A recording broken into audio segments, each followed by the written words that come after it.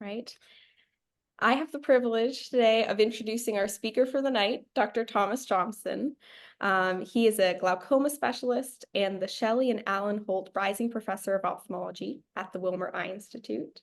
He received his BA from Northwestern University, his PhD in clinical neuroscience from the University of Cambridge, and completed his medical training at the Johns Hopkins School of Medicine. He then completed his ophthalmology residency and glaucoma fellowship at the Wilmer Eye Institute. His research interests are focused on understanding the pathophysiology of retinal and optic nerve neurodegenerative disorders and on the development of neuroprotective and neuroregenerative therapies for these conditions.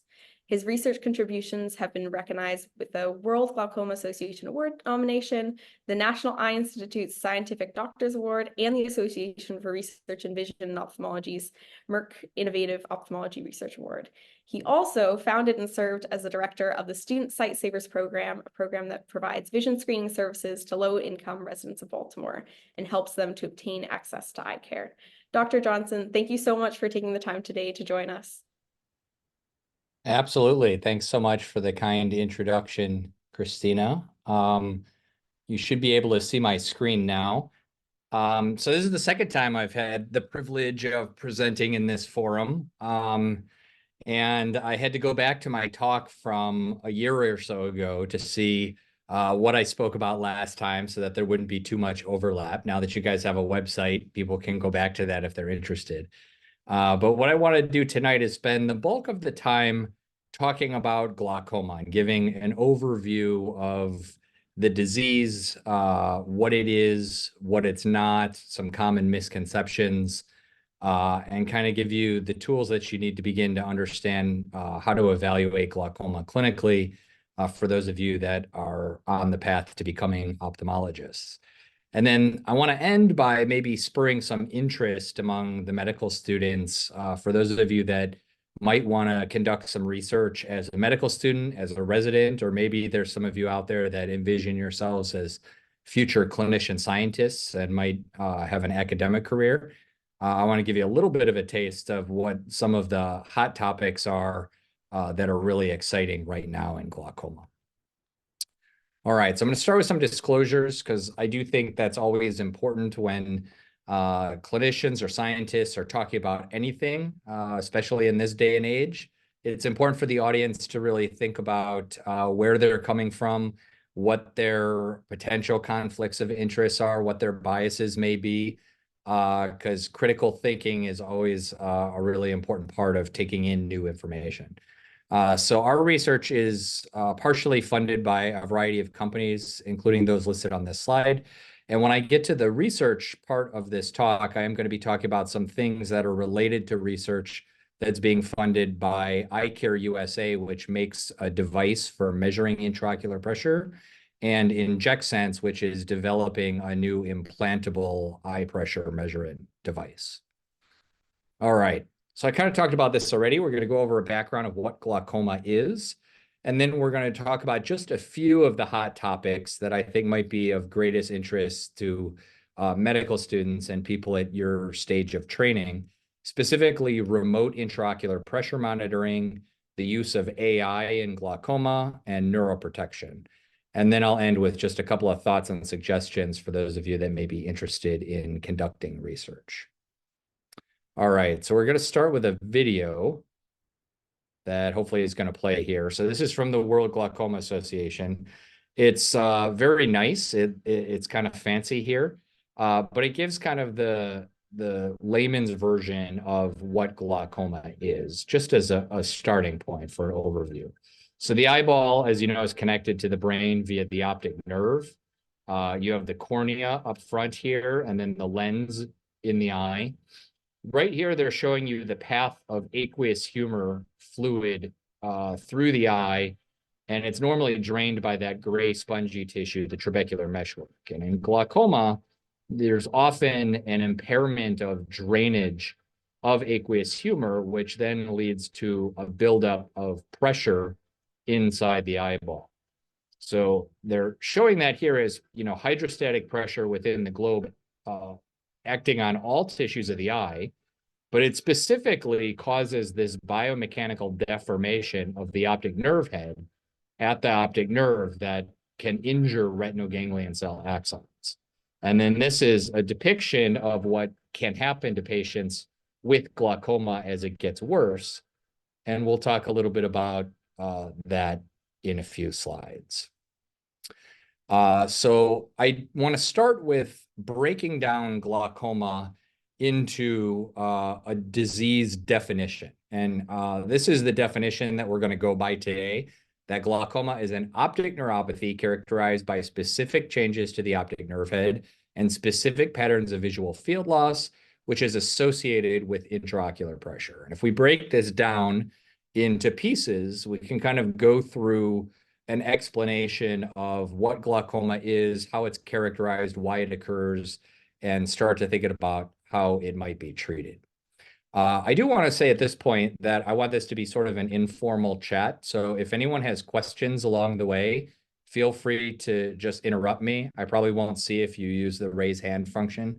So just speak up if you have any questions or comments. Okay, so we're going to start with the first part. Glaucoma is an optic neuropathy. What does that mean? Well, it means it's a disease that specifically causes neurodegeneration of the optic nerve. The optic nerve, of course, is the main nerve, cranial nerve 2, that carries visual information from the eye, specifically from the retina, out the back of the orbit into the skull and into the brain. This is a visual depiction of the visual pathway, which you probably all learned already in neuroanatomy. The fibers come from the eye. Some of them cross into the contralateral side of the brain. Some of them stay on the ipsilateral side of the brain, so that by the time these fibers reach the thalamus, the subnuclear postsynaptic cells on the right side of the brain are responsive to or telling you about information on the left side of your visual field, the world that you're looking at, and the opposite is true for the cells in the left thalamus. The point at which these axon fibers cross over is the optic chiasm. So the optic nerve is really just the nerve going up to the chiasm. And once you get posterior to the chiasm, these are called the optic tracts. But really, optic neuropathies affect this entire pathway from the retina to the lateral geniculate body and the other subcortical targets in the brain. So what is the optic nerve really? Well, it is composed of the axons of all of the retinal ganglion cells within the retina. And everyone is born with what can be a sort of a wide range of retinal ganglion cells. Normal people can have an order of magnitude in variation, anywhere from 300,000 to 3 million retinal ganglion cells. But every single one of those axons coalesces at the optic nerve head to form this optic nerve. And just like any nerve in the body and the central nervous system, you have a parenchyma here that's composed of individual axons at high magnification here. They look like little circles. And you can see that they're actually sort of grouped together in these fascicles with some connective tissue that separates them. And then, of course, there's meninges or arachnoid matter and dura on the outside of this nerve. And then on the inside, you have oligodendrocytes, because the optic nerve is a CNS, a central white matter tract. So unlike peripheral nerves, which have Schwann cells, there's oligodendrocytes myelinating the axons in the optic nerve here. And then there's also astrocytes and blood vessels. So I told you that the optic nerve is axons of retinal ganglion cells, but what are those? So the retinal ganglion cells are the tertiary output neurons of the retina, and they're labeled here. This is actually a mouse retina, and this is a transgenic mouse that expresses cyan fluorescent protein in just a subset of the retinal ganglion cells. This is, probably only 2 or 3% of the total ganglion cells in this mouse's eye. But if you labeled all of them, it would just look like a blue blob. So this kind of gives you a nice sense of how they're evenly distributed over the surface area of the retina. And each one of these little dots has an axon that courses in the nerve fiber layer of the retina until it gets to the optic nerve. And then from here, it takes a 90-degree turn sort of out the back of your screen to enter the optic nerve and get into the brain. And here on the right are just some higher magnification images of these transgenic fluorescent ganglion cells, where you can see the cell body. You can see these axons that in this image up here, the optic nerve is kind of off and to the right and above the field of view. But now at this magnification, you can see all these dendrites, these beautiful arborization of neurite processes, which in 3 dimensions actually dip down into the retina. So here, this is an en face view. Like if you were looking at the retina from top down, it looks like the retinal ganglion cells are just a flat pancake with these processes that go out in the XY plane. But if you imagine taking this piece of tissue and flipping it 90 degrees and looking at it from the side, now you can see that the retinal ganglion cell bodies actually exist in a superficial layer in the retina called the ganglion cell layer.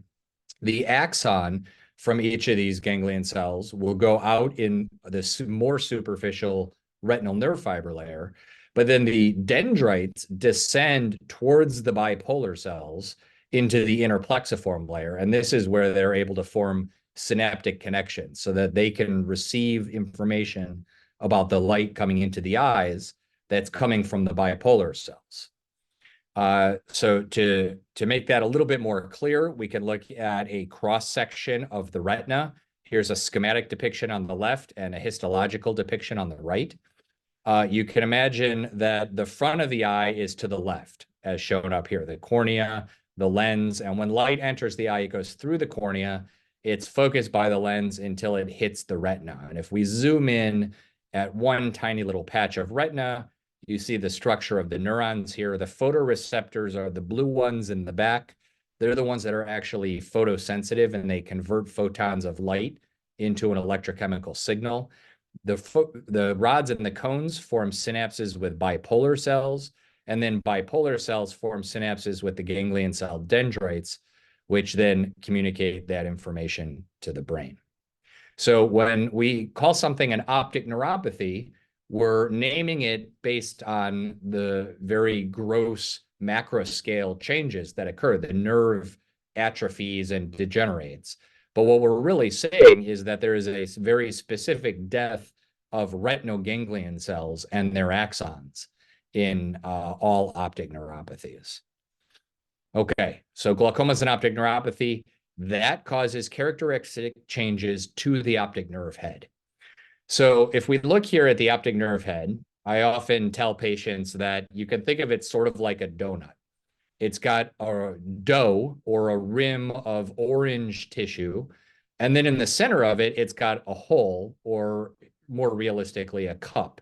In 3 dimensions, this is a depression, an area that's devoid of neural tissue. And so the dough of the optic nerve head is healthy retinal ganglion cell axons that are making this 90-degree turn from running within the plane of the retina to go out the back of the eye through the optic nerve. And this is a depiction of a relatively normal optic nerve. All optic nerves have an area in the middle, this cup, where there's no retinal ganglion cells, and they have a nice healthy rim of nerve tissue.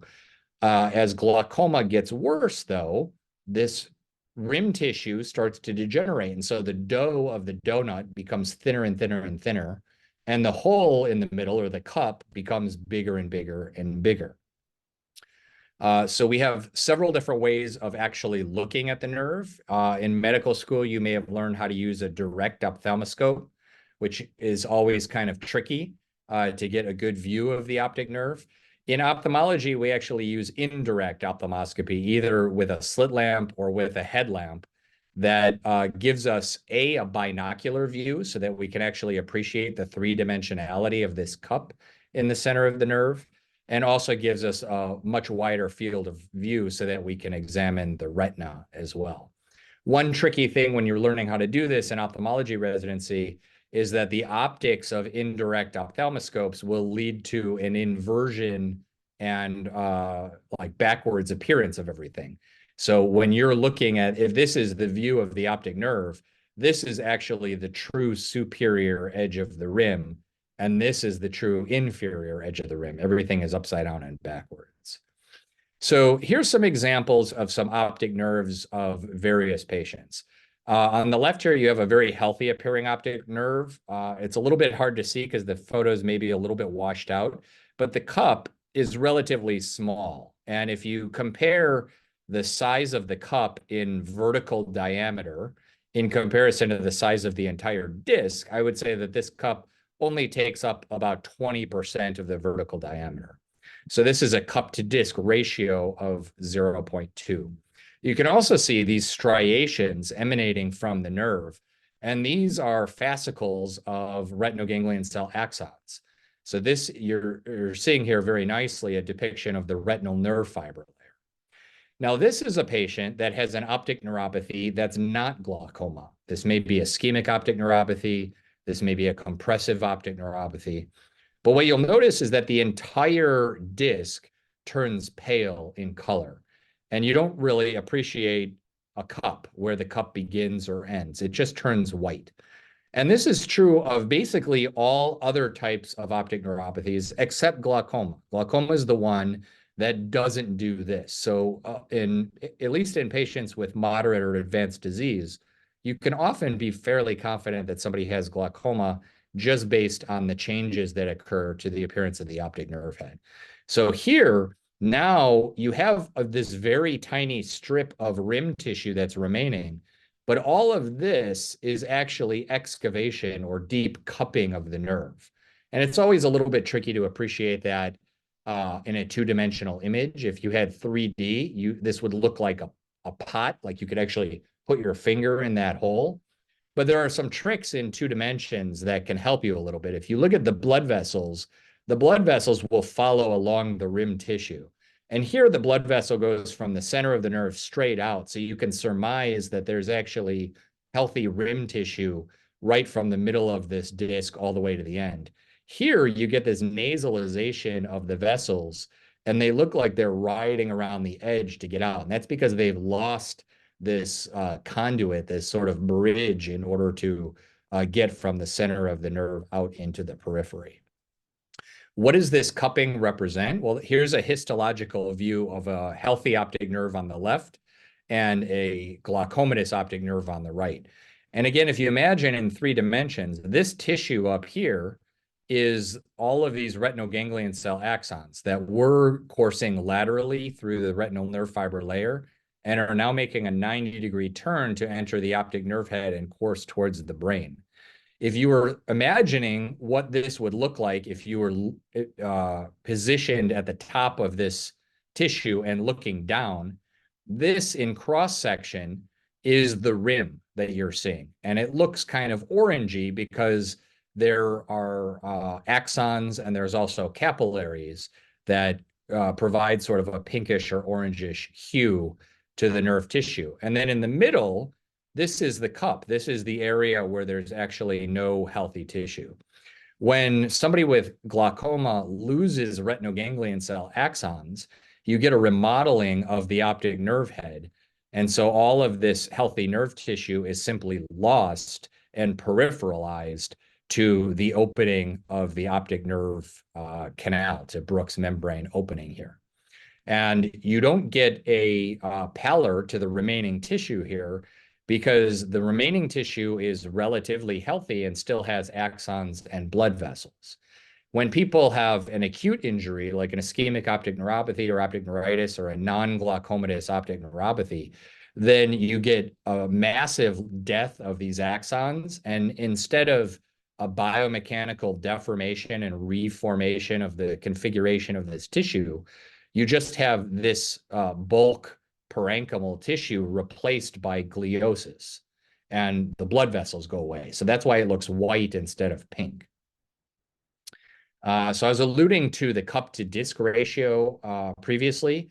This is sort of a shortcut that helps us stage glaucoma just by looking at the optic nerve.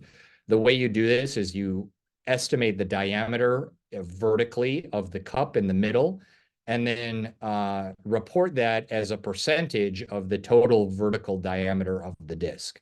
So if the cup takes up 70% of the vertical diameter, the cup to disc ratio is 0.7. And the higher it is, the more suspicious it can be for glaucoma.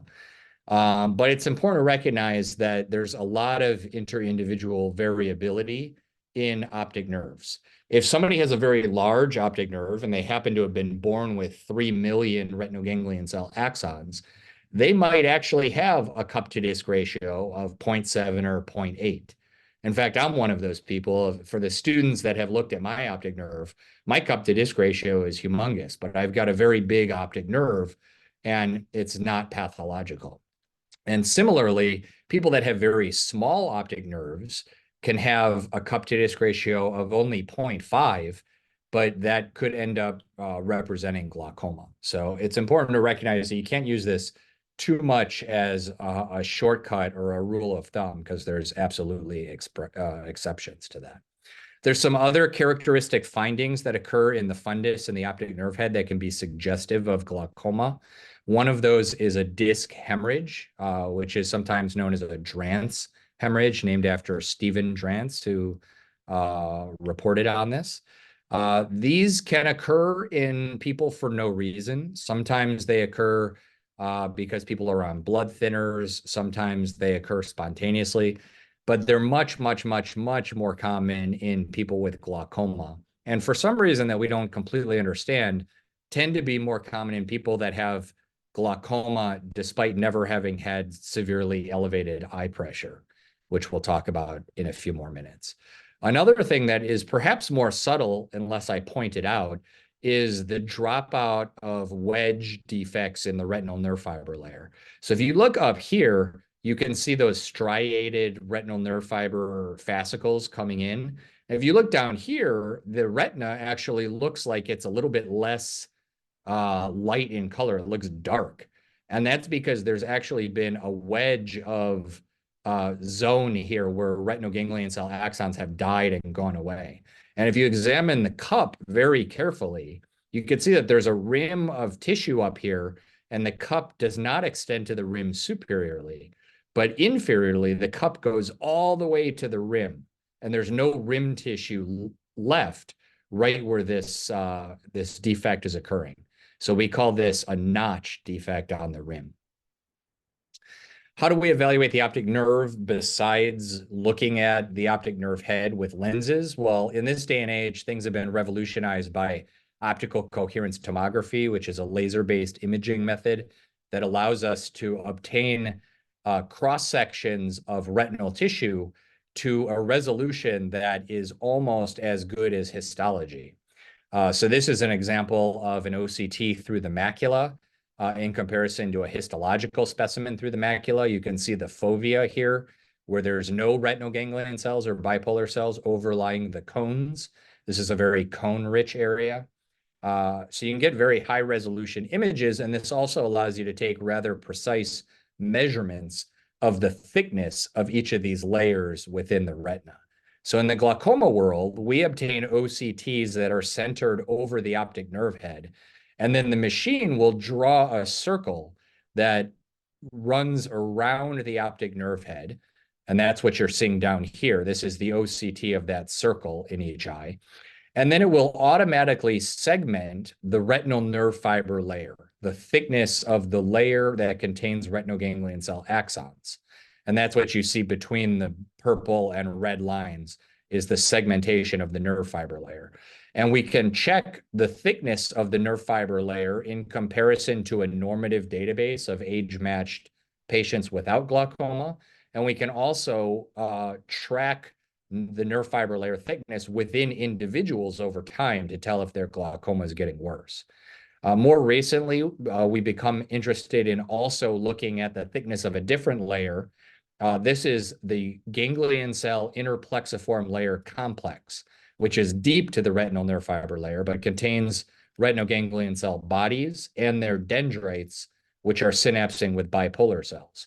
And if we look at that in the macula, we can see in certain pathological conditions thinning of that layer that's representative of retinal ganglion cell death. Okay, so continuing to build our definition here, glaucoma is an optic neuropathy that causes specific characteristic changes of the optic nerve head and specific patterns of visual field loss. So this is worth spending a moment on because if you Google glaucoma vision loss, you'll see a number of depictions of what glaucoma appears like to people that are suffering from the disease. And most of the time, it's depicted as tunnel vision, similar to what's up here in A, where you have just black in the periphery and you can only see straight ahead in your central few fields of degrees. And I think that this is probably misleading and probably not really what people with glaucoma experience. And one of the reasons for that is we know that glaucoma is a very insidious disease that creeps up on people, and you can have moderate to severe disease that people really don't notice until their doctor points it out to them. How could that be if this is really how they were viewing the world around them? So I think the truth is that people don't notice areas of missing vision or scotomas as black spots. In some cases, when it's severe, it may show up as like areas of blurriness, but even this is kind of noticeable. Have you guys ever done that test where you can find your own blind spot? You close one eye and you put like a pencil tip or your thumb. And if you get it right in the area that corresponds to your optic nerve, you'll notice I can't actually see my thumb tip right now. But if I do that, I don't see a black spot where my thumb tip should be, and I don't see a blur. It's just that my brain kind of fills in that area with what's around it. And we think that probably people with glaucoma, that's what is going on. So if you look at these two pictures down here, this is a normal picture on the right that's been unedited.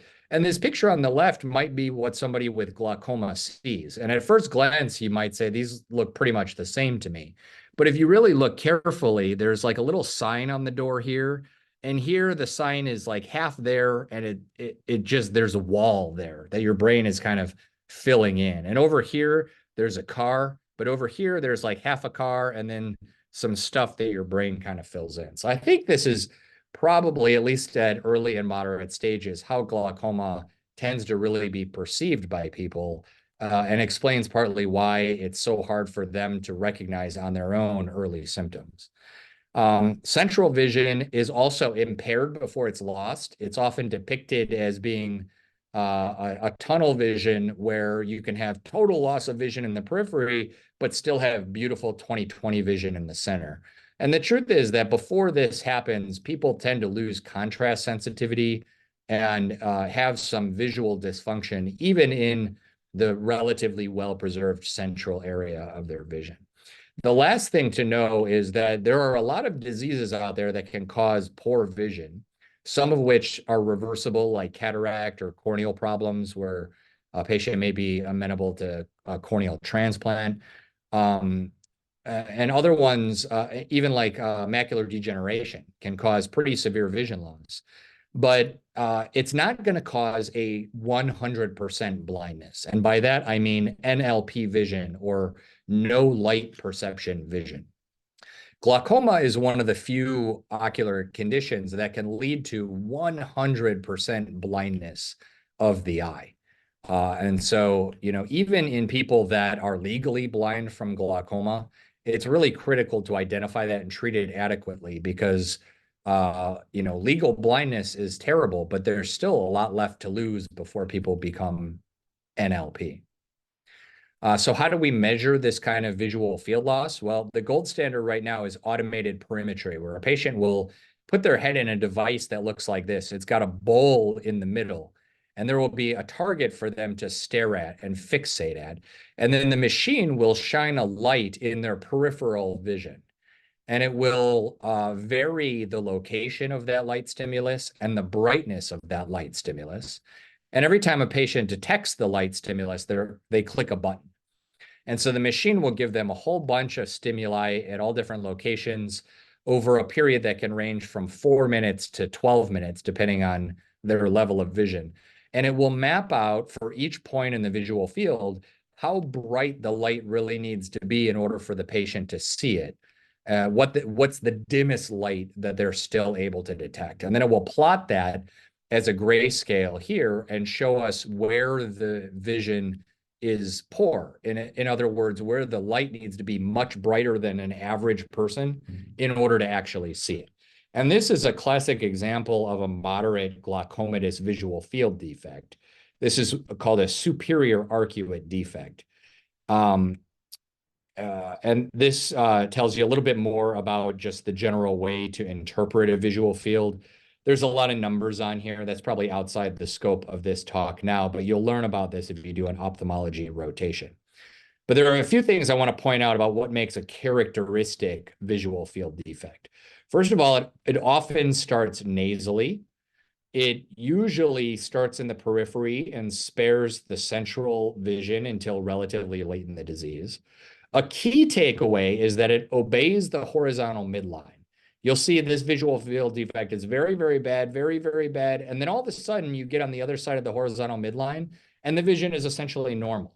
That's kind of a bizarre thing that we'll talk about on the next slide, but it's important that unless it's just by chance that somebody had like a retinal detachment that happened to stop at exactly the horizontal midline, no other diseases do this as the rule. And then when these get worse, they tend to grow in breadth and depth, meaning the existing areas of visual field loss get even worse. The light has to be even brighter over time in order to see it. And then you'll get an expansion of these visual field defects over time, so they get bigger. But it's less common for people to have a visual field defect here and then suddenly develop a new one down here and then a new one up here. Now, why does glaucoma cause defects that obey the horizontal midline? The answer to this question tells you something really important about the pathophysiology of glaucoma. So what you're looking at here is a image that's depicting the neuroanatomy of the retinal nerve fiber layer.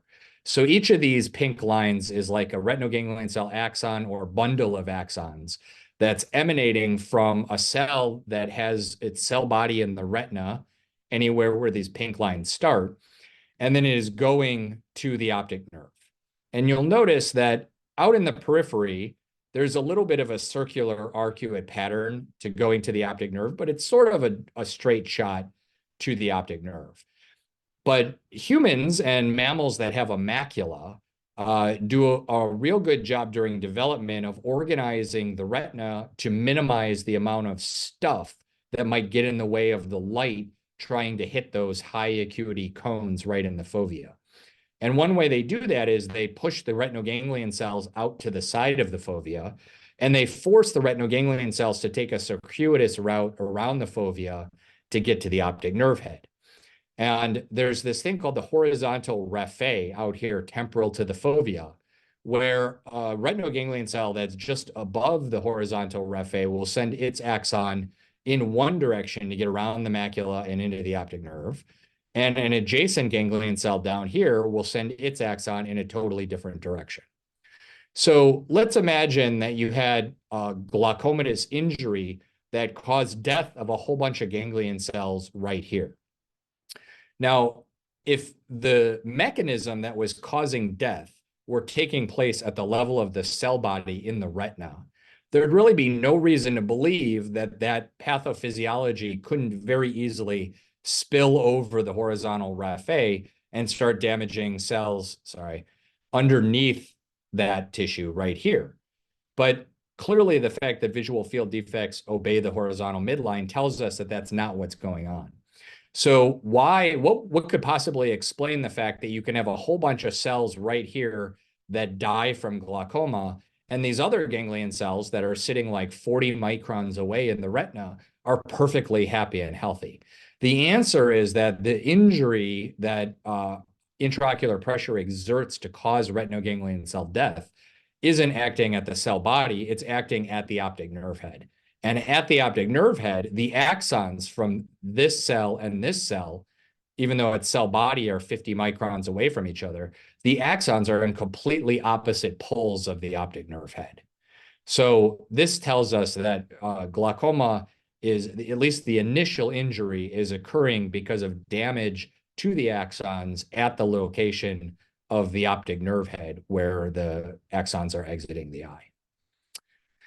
And then I discussed this earlier, but the impact of glaucoma on visual function depends on disease stage. Early on, you might have a peripheral vision defect that's picked up on perimetry that would be completely imperceptible to the patient. At more modest degrees, they tend to notice contrast sensitivity loss before they notice major problems with their peripheral vision. And then, in severe damage, when it begins to really affect your central vision, even your visual acuity, your ability to read and recognize faces can be compromised. And this has severe functional consequences. People have to stop driving, especially, you may be able to read and recognize faces, but if you don't recognize a car or a child that's running out in front of your car until they're dead in front of you, obviously that can be pretty dangerous. So glaucoma affects all aspects of quality of life. And Dr. Romelu, who's one of our faculty members here at Wilmer, studies this as a major aspect of his academic pursuits. So we're going to end with the fact that glaucoma is everything I told you before, plus it is associated with intraocular pressure. And I chose those words carefully. I did not write it is caused by high intraocular pressure because that's something that people used to think decades ago, and we now know that's not true. If you were to go out into like a major city and just start measuring eye pressure of a bunch of people on the street, normal people 95% of the time will have an eye pressure between 10 and 20. So we think of a pressure of 21 or higher as being abnormally high. But the truth is that clinical studies have shown us tons of patients have have high eye pressure, well above 20, sometimes 25, sometimes even to 30. And they could be monitored for years at a time and never develop retinal ganglion cell death or optic nerve head cupping or visual field loss. And half of patients that do develop glaucomatous vision loss do so despite the fact that they've never had a detectable intraocular pressure above 20. Some people refer to that as normal tension glaucoma. Realistically, it's probably all a spectrum of the same disease. I'm not sure it's a different entity, but there's a lot of differential susceptibility among patients of how their eye pressure, how resilient or susceptible their optic nerve head will be to varying levels of eye pressure. We have lots of different ways to measure intraocular pressure. Applanation tonometry is the gold standard. This is the blue light test that you may have experienced yourself if you've gotten your eyes checked. To do this, fluorescein is put on the surface of the eye, and then this blue light fluoresces the fluorescein, and the prism here actually applanates the surface of the cornea. It flattens the surface of the cornea. And by adjusting the pressure on this applanator until the mires of these rings line up, you can figure out how much pressure is needed to displace a very specific surface area of cornea. And then that can be converted into a surrogate for what the hydrostatic pressure is inside the eyeball. We also have some new techniques that are sort of easier to use. Rebound tonometry is a little device that has a super lightweight probe that's made out of plastic with a copper wire that flicks out of the device and bounces off the cornea, but it's so light that people, you can feel it, but it's totally not painful, and it can be done without anesthetic. What determines the intraocular pressure?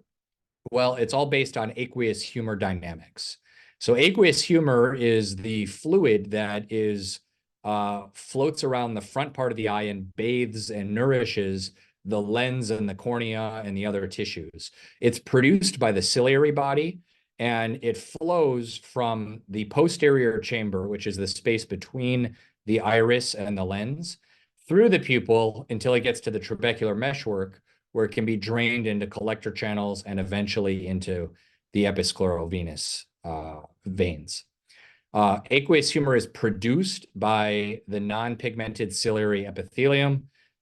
We don't have to go through this, but it's sort of, like many things in other parts of the body, including the kidneys, it's all based on salt transport, and then water follows the salt to create an excretion of an aqueous fluid into the eye. And then the fluid is drained through the trabecular meshwork, which is this spongy sort of tissue that overlies a canal called Schlemm's canal. And if fluid can get into that tissue through the sponge, then it can be drained into blood vessels onto the surface of the eye. But sometimes when IOP is elevated, it's because the sponge of Schlemm's, the trabecular meshwork is plugged up, and you can think of it just as a slow drain. This is a depiction of Schlemm's canal on the top, and then all these collector channels and episcleral veins that allow drainage of aqueous humor. We're getting towards the end of the depiction of glaucoma, but it's worth noting that there's two major classifications of glaucoma: open-angle glaucoma and angle closure glaucoma. And they behave very differently and they're treated very differently. So it's worth knowing about those. In open-angle glaucoma, you have a normal flow of aqueous humor from the ciliary body through the pupil and to the trabecular meshwork. And the reason people will have an elevated intraocular pressure is because that trabecular meshwork is not functioning properly. It's plugged up with extracellular matrix or debris or something that just slow down the drain. In angle closure glaucoma, it's actually an anatomical problem that's usually related to either having a relatively small hyperopic eye or having a relatively large lens, or both. And in this condition, you actually have physical contact between the iris and the lens, which leads to an inability for aqueous humor to go through the pupil. We call that pupillary block. And when that happens, the pressure behind the iris builds up and starts to exceed the pressure in front of the iris, which pushes the iris forward and actually causes the tissue to touch and cover up the trabecular meshwork. So now you have an actual mechanical obstruction where aqueous humor can't possibly be drained adequately from the eye because it can't even reach the drain. How do we know if somebody has an open angle or a closed angle? Well, if you were able to just look at the trabecular meshwork directly, it would be easy. And you might say, well, if I'm sitting at the slit lamp, I might be able to just have the patient look in one direction, and I'll tilt the slit lamp to the other direction and look directly through the cornea at the angle. And the problem is that physics prevents that from happening, because light that's coming from the angle that you would hope to see with your microscope, when it hits the cornea, it doesn't go through the cornea or get refracted. It actually undergoes total internal reflection. And that leads to all that light just bouncing back and staying within the eye. So to get around that, we can put a prism on the surface of the eye that's coupled to the cornea and allows the light to go through the cornea into the gonioprism. And then we use a mirror to bounce that light off and into our eyes through the microscope. But when you do that, this is what the angle looks like. The iris is down here, the cornea is up here, and this strip of brown in between them is the trabecular meshwork. So if you perform gonioscopy and you can see the angle, then that's an open angle. And if the iris is being pushed up and physically covering the trabecular meshwork, you won't be able to visualize it, and that is angle closure. All right, I want to take a few minutes to go through some cool stuff in research, but I think I'm running a little behind. Does anyone have any questions about this stuff so far? No? Okay. This part's a little bit shorter, so hopefully this just kind of drums up some excitement for people that might want to conduct research now or later. So one thing we're very interested in is measuring eye pressure. I just told you all about eye pressure. This is how we know that eye pressure is important in glaucoma. This is 4 landmark clinical trials that are now decades old. They all have their funny little acronyms that relate to the patient populations that were studied. These were patients with high eye pressure but no glaucoma. This is patients with early glaucoma. These are patients with glaucoma and normal pressure. These are patients with advanced glaucoma. And no matter who you study, if you randomize the patients at the time of diagnosis to either undergo observation or to undergo treatment to reduce their eye pressure, you will reduce the proportion of patients where their glaucoma gets worse. So no matter what stage of glaucoma or what starting point of eye pressure has caused their glaucoma, if we can reduce the pressure, we can prevent it from getting worse. The tricky thing is that IOP is not a metric like height or weight or something like that that's stagnant. It's a highly dynamic physiologic parameter. And these are eye pressure curves that were obtained by putting a special contact lens on a patient that can actually mechanically measure the eye pressure over time. And people are highly variable. There's some people that have this circadian rhythm to their eye pressure that tends to be the same day to day. Some people have a much flatter circadian rhythm. Some people have no fluctuation at all. And some people have a circadian rhythm, but the timing of the peak varies from day to day. Now, you can imagine that this is a major problem. And this is something that other fields of medicine figured out decades ago. You know, a PCP is not going to be titrating blood pressure medicines based on a single blood pressure measurement that they get in their office that day. And no PCP or endocrinologist is going to be adjusting insulin dosages based on a single finger stick that somebody takes one day. So, you know, we can now measure blood pressure and blood glucose at home and understand what are the trends, what is the average, how much is the eye pressure fluctuating, where is it peaking, and when is it peaking? And so that's where I think glaucoma is going to be moving in the next 5 years or so. This is a study that was performed with one of the very first prototypes of an eye pressure measurement device that could be taken home by patients. And this was a treated cohort of patients under clinical care. They looked at the worsening of glaucoma and stratified patients into the highest and lowest quartiles of what their in-office pressure was. And it didn't really matter what their in-office pressure was. They got worse at the same rate. And that's expected. You may say, well, that kind of flies in the face of what you just said about the importance of pressure lowering. But these were all treated patients. And so the doctor knew how low he had to make their pressure in order to stop them from getting worse and achieved that. And so he basically took out the association of eye pressure with glaucoma, which is what any doctor that is practicing risk factor mitigation is trying to do, to remove the association between the risk factor and the outcome within their treated cohort of patients. But even within that cohort of patients, if they looked at the range of eye pressure based on the patients measuring their own eye pressure at home, the patients that had a higher range of eye pressure that was undetectable and unknowable to their clinician got worse much faster than the patients that just happened to have very low fluctuations. So we think that out of office eye pressure fluctuations may actually be a really important risk factor for glaucoma that clinicians today generally have no idea about because there's not an easy way to measure that, or at least there wasn't until now. There's now devices that are handheld. They connect to your phone by Bluetooth, and patients can take these things home and measure their pressure 4 times a day. Some patients are so concerned they measure their pressure like 30 times a day. And this information goes up into the cloud and is available to the doctor in real time. So we've been studying this, and it's been really clinically important in some scenarios. Like here's a patient that came to my clinic, started off with this visual field in 2008.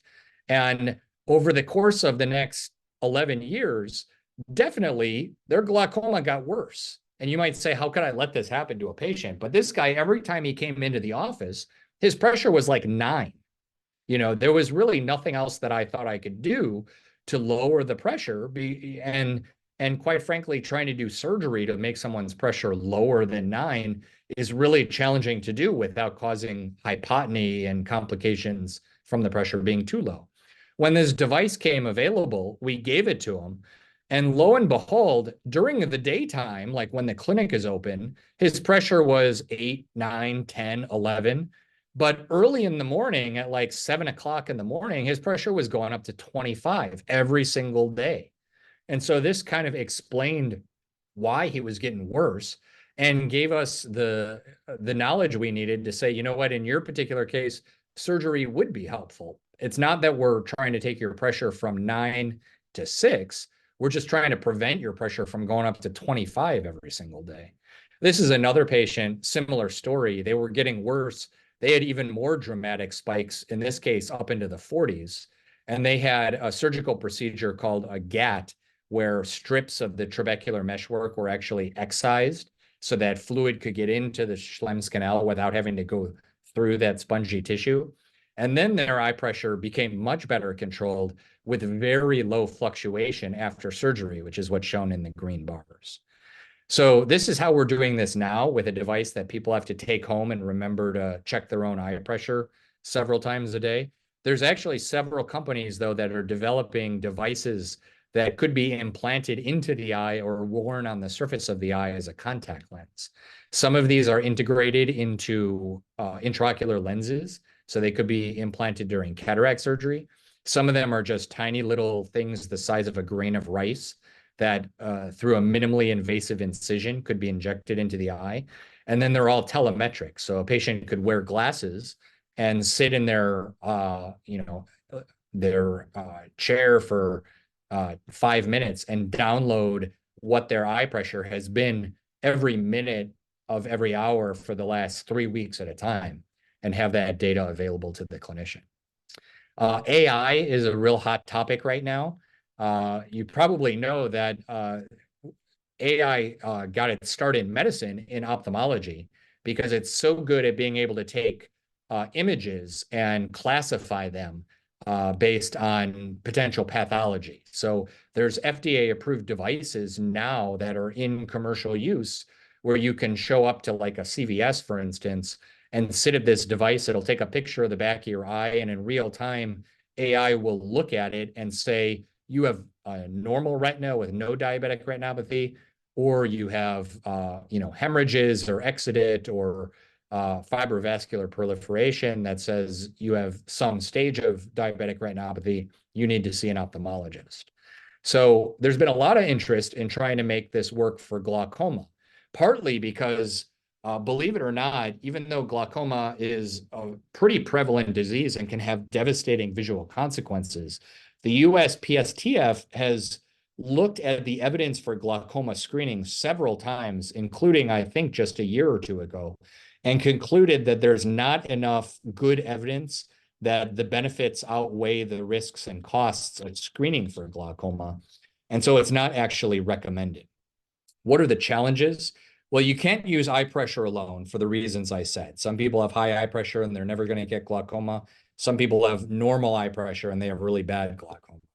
Visual field and optic nerve head testing is really hard to roll out into centers where people can use it really easily, and it requires an expert to interpret the test. And in early glaucoma, it's really even difficult to get glaucoma specialists to agree on whether they think glaucoma is there or not. So unlike diabetic retinopathy, there's a lack of an obvious gold standard with which to train AI algorithms. But there's been a lot of progress, and this is just one example of the explosion of all these studies that have developed AI-based methods for trying to determine whether a patient has glaucoma based on a photograph of their optic nerve head. And the receiver operating curve varies for these different tests, but some of them perform with really high sensitivity and specificity. So if your interests lie in computer programming and artificial intelligence, there's a lot of really cool stuff being done right now in the glaucoma field. And then I'll end with neuroprotection. Right now, as a glaucoma specialist, when I'm in clinic and when I'm in the OR, 100% of what I do is based on lowering people's intraocular pressure, simply because all of our treatments, whether it's eye drops, pills, lasers, or surgery, that's how they work. There's no medications that we have that work by means of anything other than lowering eye pressure. And that's a problem because IOP-mediated susceptibility to glaucoma is patient-specific. And I have patients whose pressure is 10, and we've done home tonometry, and I know their pressure is always 10. And yet in them, they're just very susceptible to eye pressure, and their glaucoma is still getting worse. And some people have had multiple surgeries and still have a pressure that's probably higher than we would like it to be, but it would be really high risk in order to recommend yet another surgery to get their eye pressure lower. So there's been a lot of work preclinically in basic science labs for the last 20 to 30 years, looking at the molecular pathways that lead to retinal ganglion cell death in glaucoma that may be independent of intraocular pressure. And so people have been talking about developing either eye drops or pills or injectable medicines that might be able to make retinal ganglion cells more resilient and less susceptible to glaucoma for a really long time.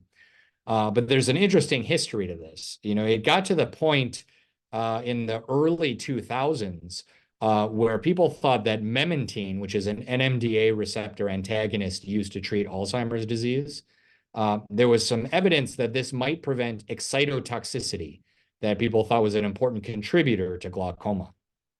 And a company enrolled hundreds and hundreds and hundreds of patients at the expense of tens, if not hundreds of millions of dollars to do this study, which required multiple years to give one group a placebo and one group the drug, and try to determine if the group that got the drug got worse at a slower rate. Glaucoma is a slow disease, so these trials are tricky to conduct and take a lot of time.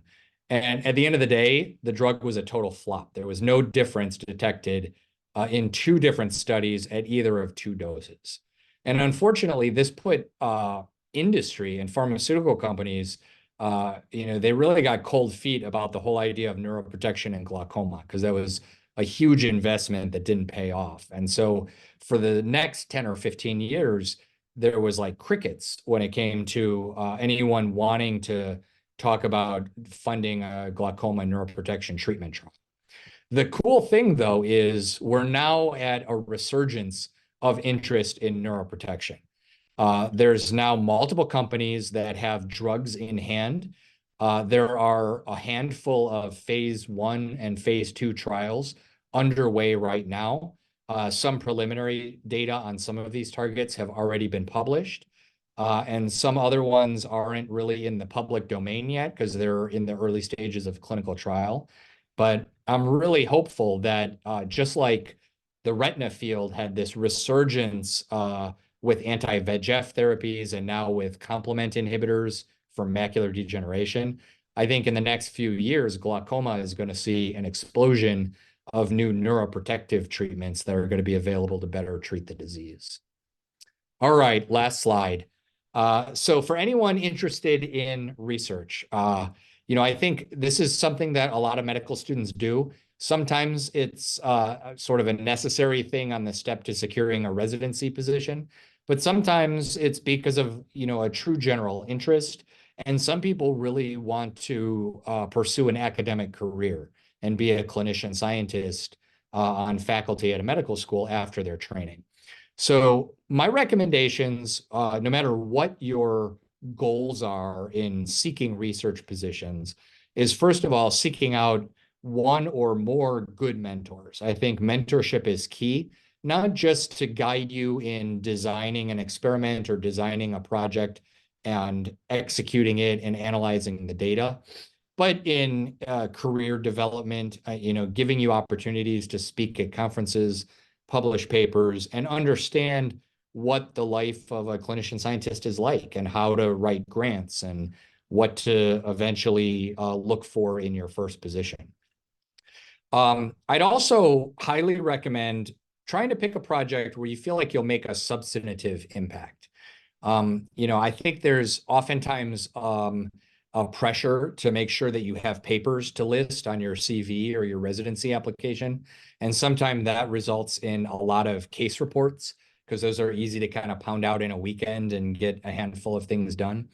But in my opinion, I think it's a more educational and impactful experience for students participating in research, and ultimately will make you a better clinician and possibly a better scientist to pick projects where you really think answering a question one way or another can have a real impact on how we take care of patients.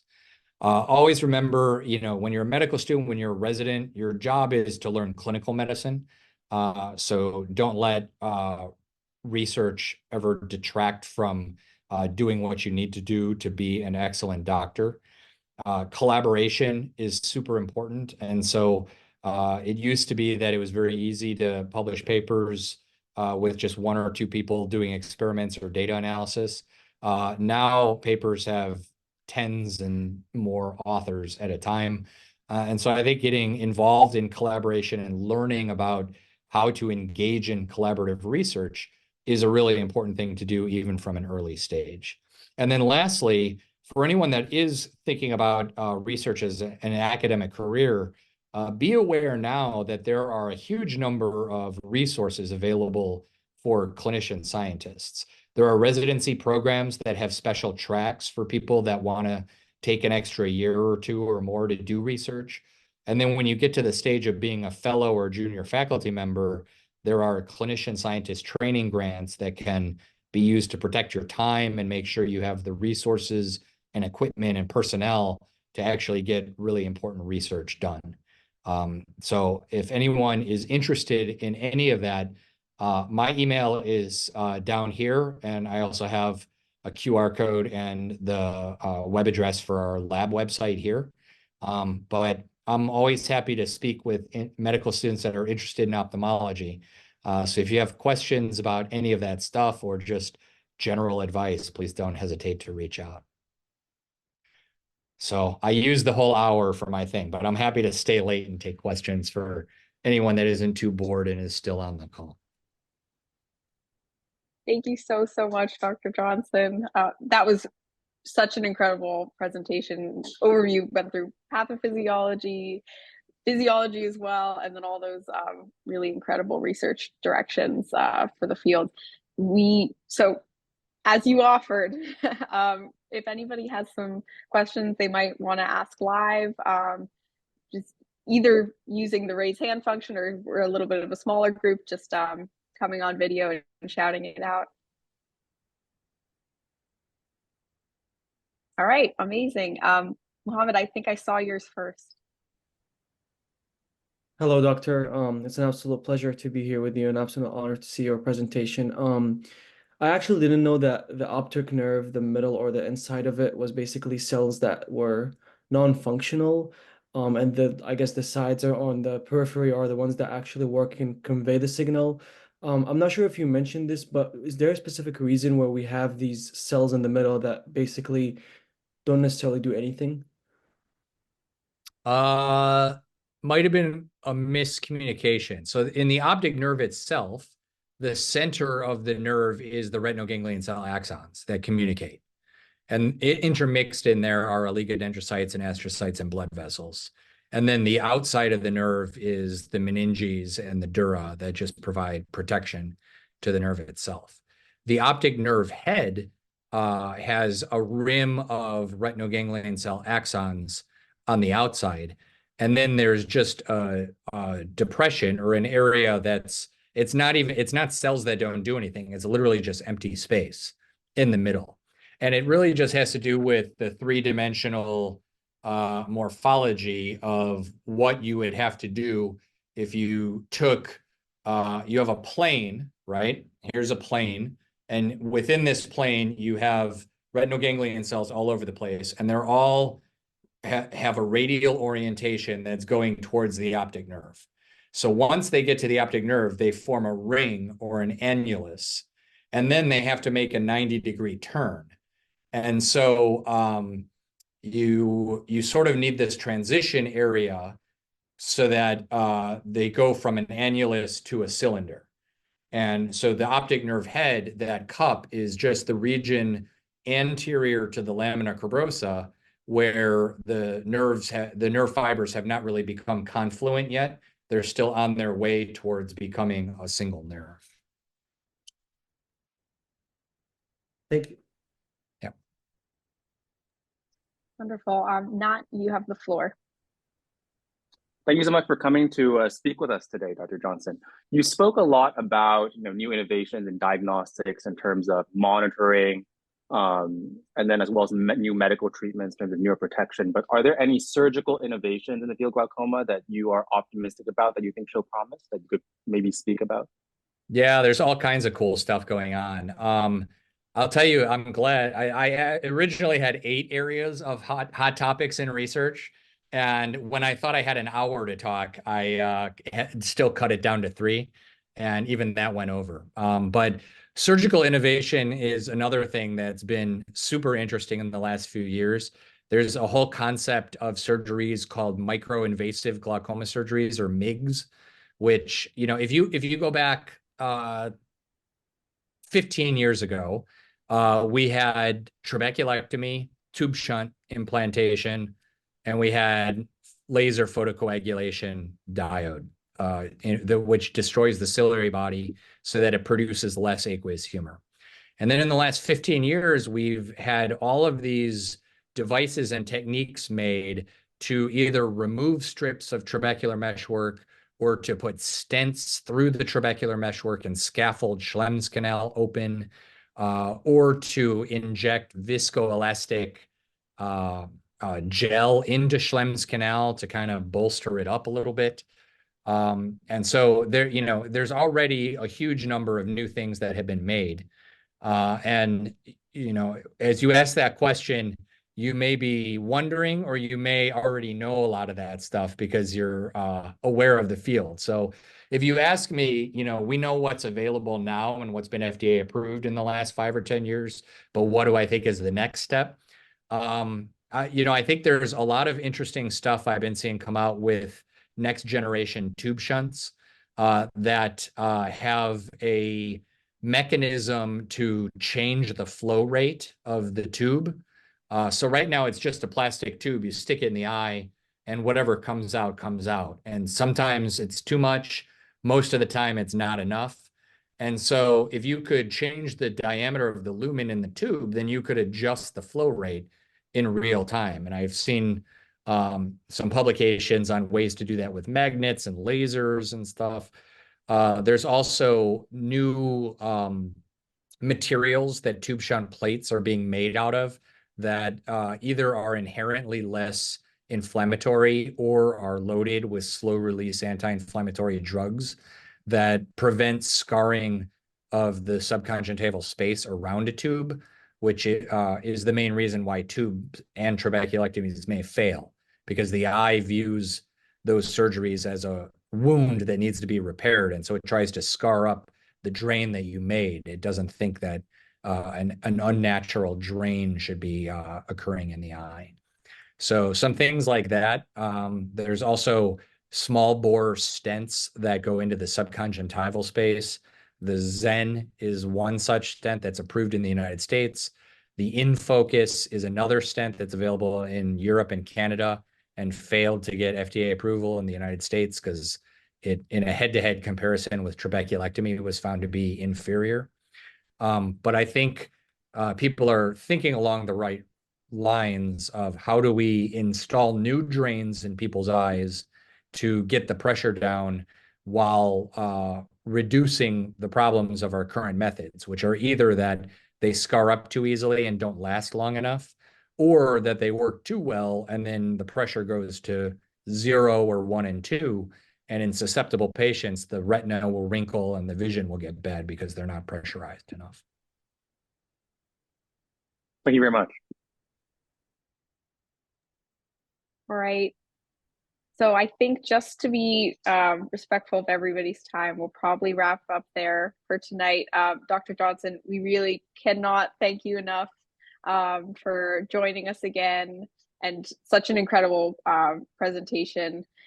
And I will wrap it, or I will hand it over to Nathan for just the closing remarks and announcements. Yeah, we just have a few more announcements for those who are able to stay on. So thank you all for coming. I know it's like a busy time, so we really appreciate your you coming and your participation. We do plan, I think our next event will either be in March or April, so stay tuned for that. And then we also, there is an exciting initiative from Scott Perkins and Matthew Shulgett out of Cleveland Clinic. It's called Future Leaders in Sight, and I'm going to put that information in the chat. But it's focused on advocacy and legislation. Really exciting work trying to create a community of medical students interested in ophthalmology around advocacy and legislation. They have a talk on the 26th with Dr. Andrea Tooley, who is the residency program director at Mayo, also is involved in advocacy and legislation there. So please check them out as well. And we look forward to seeing you at a future session.